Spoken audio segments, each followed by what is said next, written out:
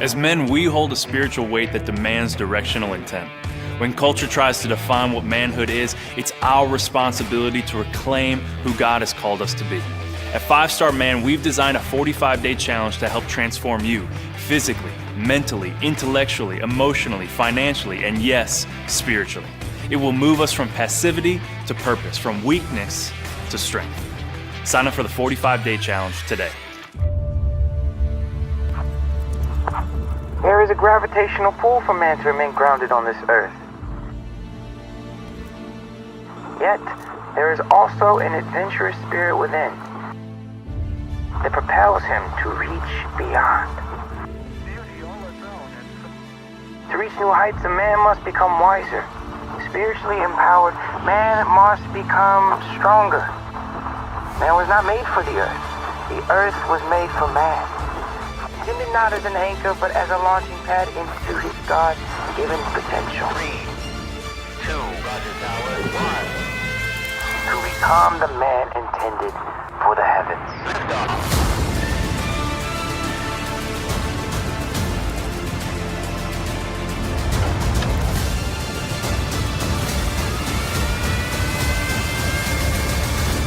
We are go for launch.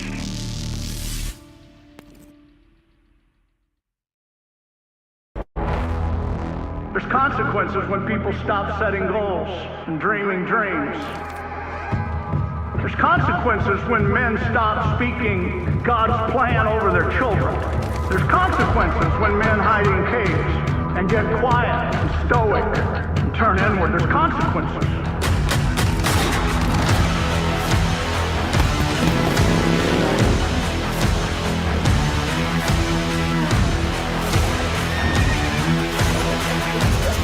A lot of that is in our culture right now.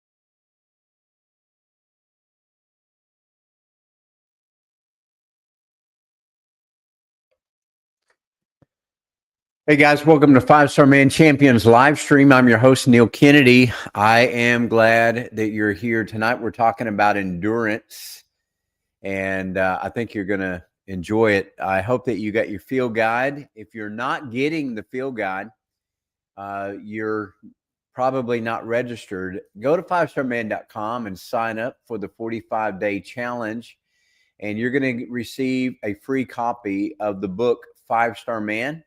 You'll receive a challenge that will transform your life over a period of 45 days. Coach Derek Drawn does an incredible job with that. And the challenge will help you flesh out the 5 purposes that God has deposited within your heart. The Bible says that the heart is the seat of purposes. It's the seat of appetites, the seat of passions, and the seat of courage. What we have done is create a message of biblical, authentic manhood with 5 Star Man.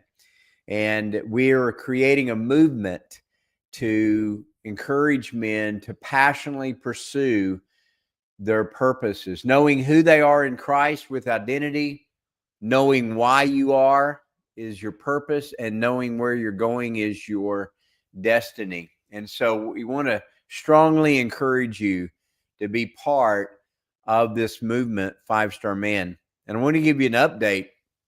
As you know, we've launched 5 Star Man Global. So we are now in the process of creating our 5 Star Man Global curriculum of 60 videos, along with the PDF training and everything that they will need. And we are converting that into 100 languages. Now that's 60 videos, 100 languages. That's 6,000 videos that we are preparing. And we are believing that we can do this to initiate this at $3,000 per language. So God may lay it on your heart. You may decide to be generous in your heart to sow a financial seed of $3,000 to cover an entire language group of 100 languages. And just think about that. If a $3,000 investment, you're going to be credited with bringing the message of authentic manhood to an entire language group. And so we thank God for you that are already sowing financially to do that. You can do that in installments of $250 donations per month or a one-time gift of $3,000. And those funds will help us accomplish this goal of 100 languages. And so I'm very excited about this, and very excited because not only did I meet with leaders from around the world in Nassau, Bahamas a week ago, but this morning or this afternoon, Mark Jones and I met with a leader. And in fact, I'm going to withhold too much of this information until we finalize some things. But we met with a leader of the largest Spirit-filled Pentecostal charismatic network on earth. And we met with them today. And we are talking about a partnership collaboration. And that was initiated today. And I'm telling you, it's just really, really amazing and exciting. And so good to see so many of you on the chat and the comments tonight. And I appreciate that. Tomorrow at 6:30 a.m., there in Nassau, Bahamas, I met one of the leading voices for the John Maxwell group. He and his wife are both some of the top communicators for the John Maxwell group, Tom Telesco. And he wrote this book called Champion Your Life. And Tom and I have developed a friendship. Tom is coaching 18 business leaders, and they are launching the 45-day challenge tomorrow morning. And I'm going to meet with them and launch them officially tomorrow at 6:30 a.m. So pray with me about that. I'm really excited about our new friendship with Tom, and it's just very, very good. And you may have a group that you're wanting to launch, and I just want you to know I would welcome the opportunity to get on a Zoom with you and your men, and I would welcome that opportunity. We just need to schedule it and make that happen. So if you get a group of men together, you want to do the 45-day challenge, invite me. I will be with you. I will join that, and we'll get that launched. All right.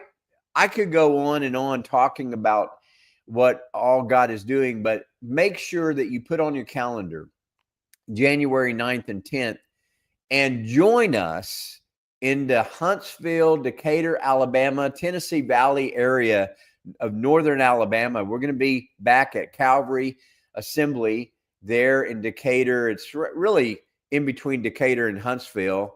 And it's just a great church. Pastor George Sawyer, Danny Duvall, Derek Drawn, Paul Woods, Aaron Mundell is coming to also communicate with us. And it's just going to be a great, great time. Mark Jones is going to be there with us this year. And so put it on your calendar, January 9th and 10th. Bart, thank you for your leadership. And he's going to be there, and just really excited. Let's get into tonight's teaching. Revelation chapter 3, verse 10. This is when, let's set the stage here. This is when Jesus is speaking to the angel of the church in Philadelphia.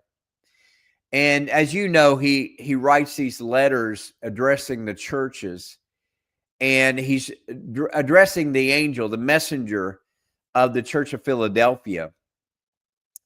And I need to put on a calendar. I need to communicate with you sometime a good, strong teaching about angels And I'll try to make note of that and do that. But these are the words of him who is holy and true, who holds the key of David. And he says, what he opens, no one can shut, and what he shuts, no one can open. I know your deeds, and I placed you before an open door that no one can shut. Isn't that encouraging? Isn't that an appropriate word for us at Five Star Man? I know that you have little strength, and I'm more aware of that than ever. You have kept my word and have not denied my name. And he goes on to say, I will make those who are of the synagogue of Satan, those who claim to be Jews that are not, but are liars, I will make them come and fall down at your feet and acknowledge that I have loved you. Now, this is the verse I want you to zero in on, verse 10. See, since you have kept my command to endure patiently, I will also keep you from the hour of trial that is going to come upon the whole earth, or the whole world, to test those who live on the earth. He says, I am coming soon. Tonight, I want to talk about endurance. I am building up endurance. And I want you to understand, building up an endurance is a process. You know, I've shared this with you before.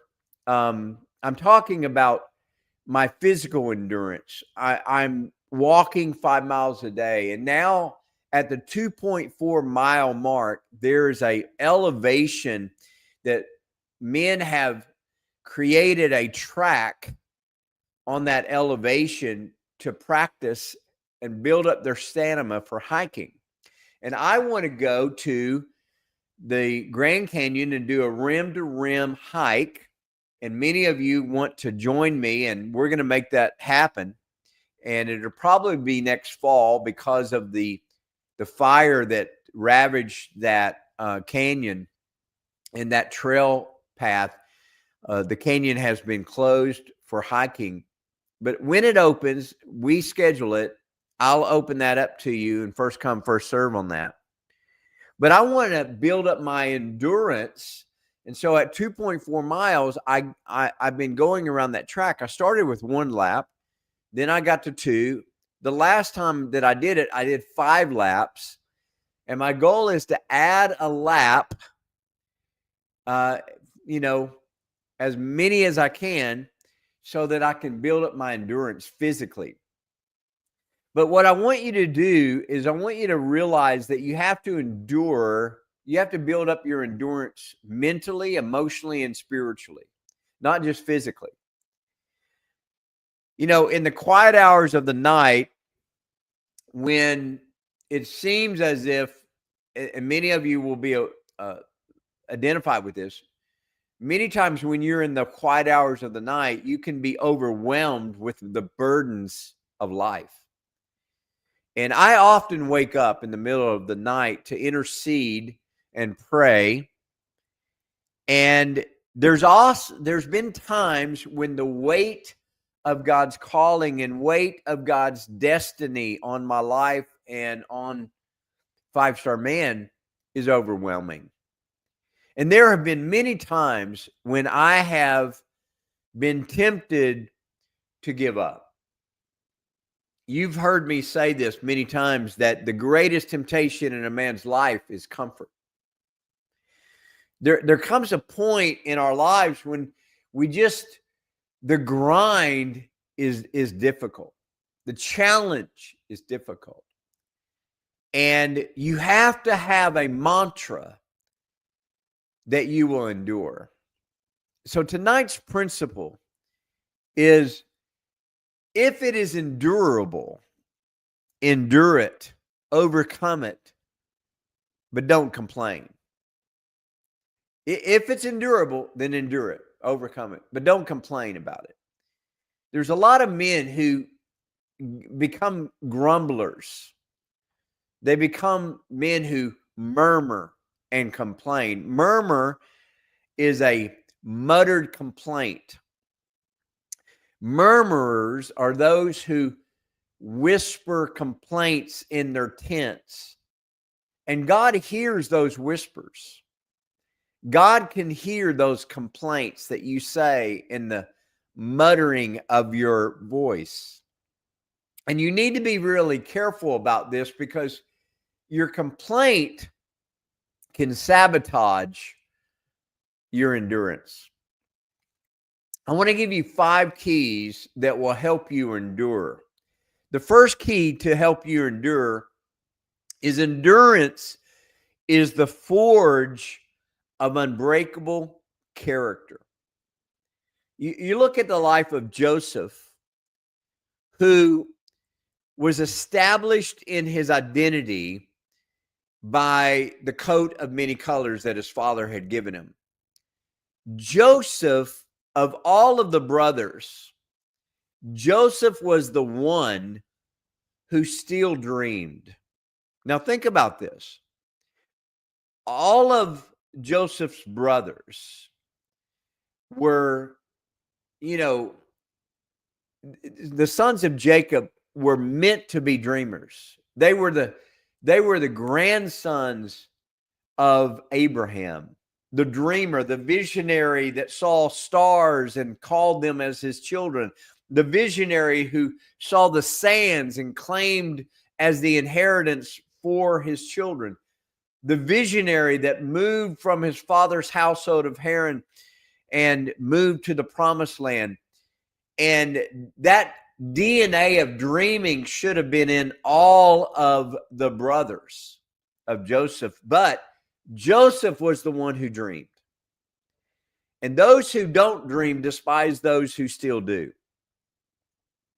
I'm going to say that again because it's so important. Those who don't dream despise those who still do. Listen, you need to be very careful about the circle that you have around you, and make sure that you are surrounded by dreamers and achievers, champions. The circle of champions is so vital because we want men who can dream dreams again. It's part of the gifts of the Spirit that we can dream dreams. And Joseph endured because he had an identity of a dreamer. And then all of the hardships that his brothers caused him, he learned to endure because he had to become the man qualified for the dream. See, when you first receive the dream, you're not the man qualified for it, or the dream would already be true. I'm going to say that again. The moment you receive the dream, you're not the man qualified for it. You have to begin a process to become that man of character so that the dream can come true. Now, I just gave you something worth the price of admission tonight. I'm telling you, the character building of unbreaking integrity to endure is the key to it all. Because the enemy is going to oppose everything that you're doing. If you're starting a business, you're going to be opposed. If you're starting a ministry, if you're doing anything, you're going to face opposition. And the moment you give in and you complain and you grumble and you gripe and you become a victim and you say it's hard, it's too hard, it's this, it's that, it's that. Listen, you're giving up. And God's force of favor is not going to help you while you're complaining in your tent. Are you getting anything out of this? Complaining is the thief that steals your victory. Complaining in your tent, grumbling. You think about the Israelites who were brought out of slavery and then complained because they had stomach pains.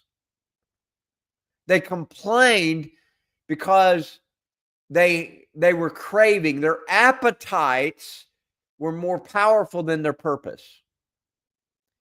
And so listen, within your heart, you have appetites, but the laborer's appetite works for him. It drives him on. But the Israelites complained and complaining didn't quench their thirst. It invited a rebellion, which delayed the promise. Listen to me carefully. I'm telling you, listen to me carefully. The moment you complain, you delay the promise. Every complaint causes a delay. You can confess the victory or you can complain as a victim.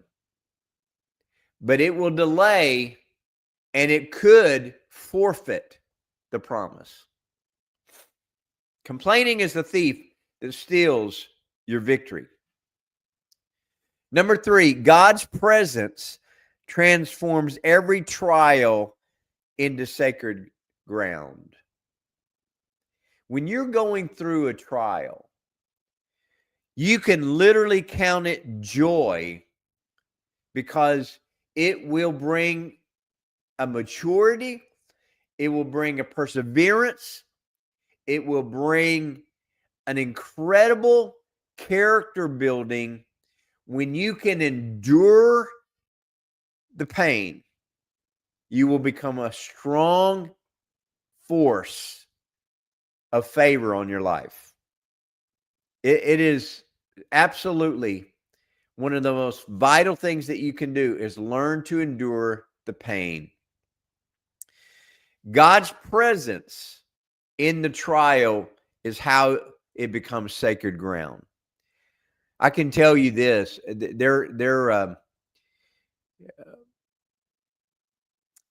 I was just with one of our partners, and I don't want to tell too much of this story, but I want to give you enough.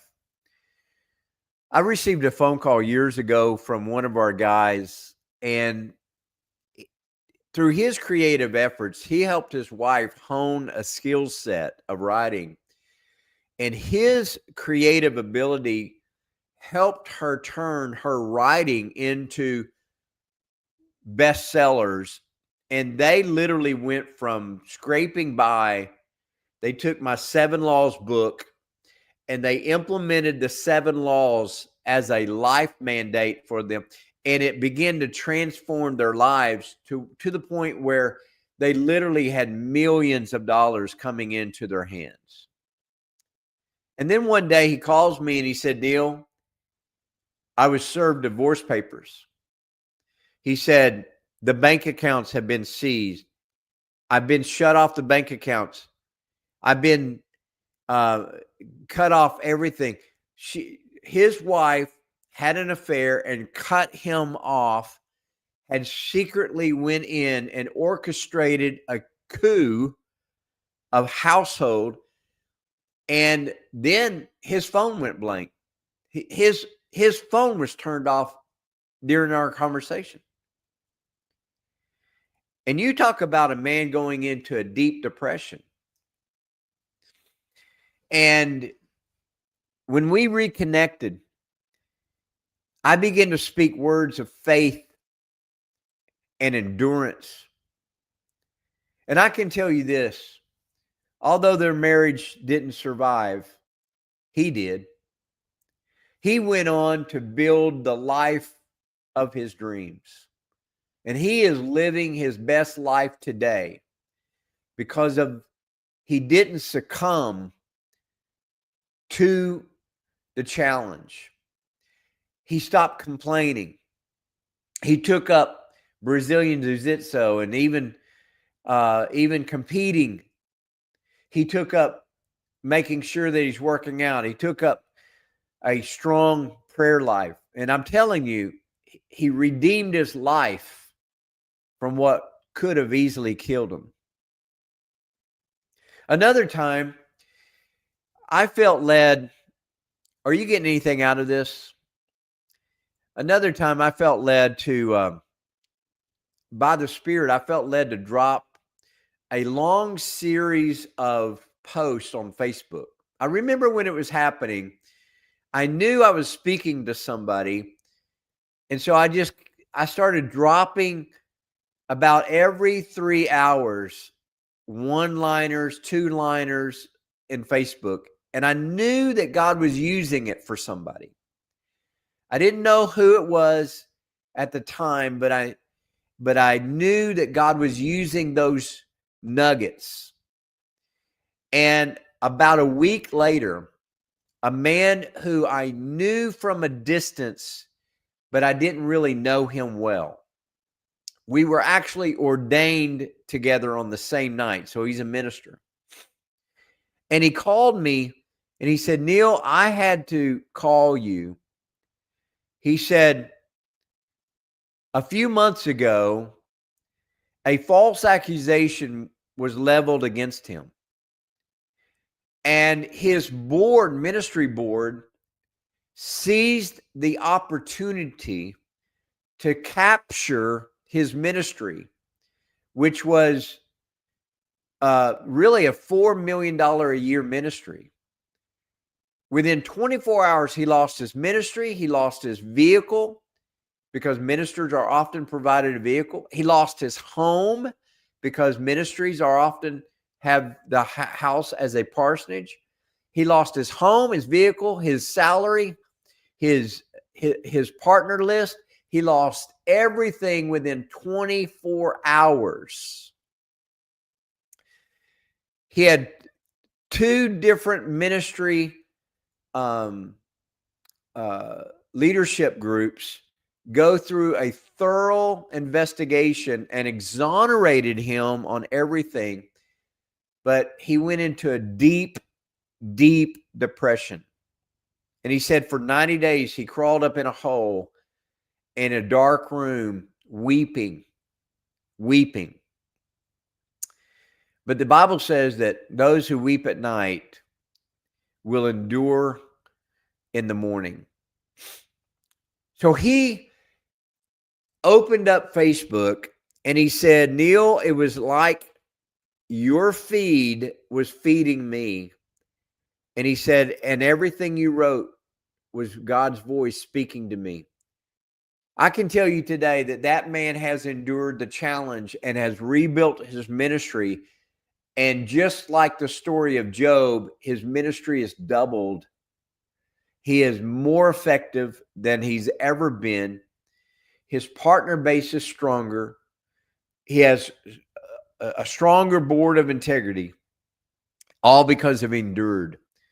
Number 4, faith is the muscle that overcomes every obstacle. Until you develop the muscle of faith in your life, guys, you're going to be weak. You must learn to develop your muscles, faith muscles. How do you do that? You do that listen to me carefully, because I've learned this. You have to develop your faith muscle on the little things before you can ever take on the big. It's the little things. It's the little things that you deal with faith. You never excuse it as, well, that's too little. No, exercise in the little things so that you can manage the big things. So you've got to exercise your faith muscle and build your endurance with faith. Amen. Think about the woman who said in her heart, if I can just simply touch the hem of the garment of Jesus, I will be healed. She didn't say, I have to grab his hand. She didn't say, I have to grab his ankle. She said, if I can simply touch the thread of the garment, I will be healed. So guys, listen, build your faith muscle on the little things. You know, I've learned that if you can't obey the whispers of God, you'll never obey the commands of God. Number 5, and I've got 2 minutes. Your endurance becomes a legacy of eternal testimony.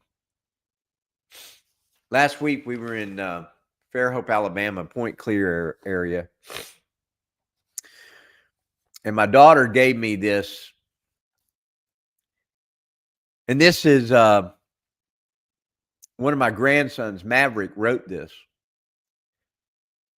And it's entitled, Grandpa the GOAT. And he said, never underestimate an old man who plays golf. First of all, my grandpa is really nice and is always trying to help. He's also super welcoming by getting me new toys and showing me cool things. He teaches me how to play golf and talks to me about being a good and godly man, and he prays for me. Not only is my grandpa helpful, he's also fun. He takes me golfing and wrestles with me. He tells me stories about me and my cousins having adventures. My grandpa is always wanting to hang out with us. Finally, Grandpa is a man of God, and he travels the world talking about Jesus. Not only is my grandpa a man of God, he also points out good Bible verses and teaches us more about the gospel. My grandpa is nice to be around because he takes me to Top Shots and plays golf, and he writes books, and he owns businesses about being a man of God. He said, I love my grandpa.